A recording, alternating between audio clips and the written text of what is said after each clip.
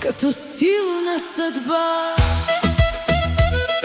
Марија, друже, ти си срце од челика, кроз ноќ и дан возиш без страха и вика, sa osmehom tihim, al snagom velikom, ti si kraljica puta u svetu širokom.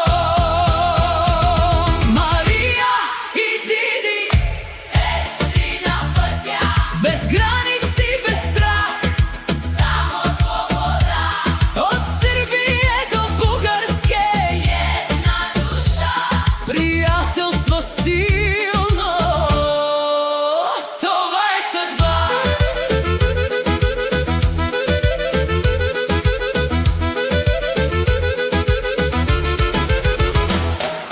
Зная колко струва всяка твоя нощ, всеки километър, всяка капка мощ. Уважавам те силно, от сърце ти казвам, такива като теб света го доказват.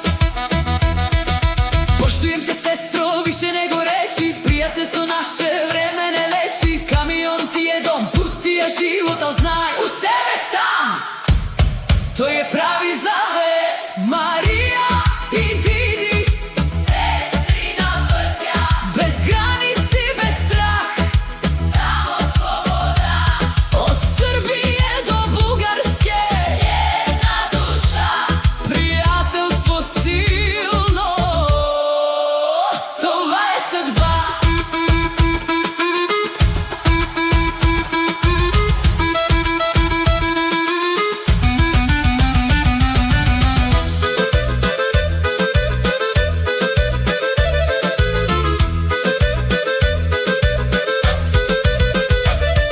Където и да си, Аз мисля за те, где го да кренеш, чувам ти глас, пътят ни срещна, не е просто шанс. то е братство за цел наш живот.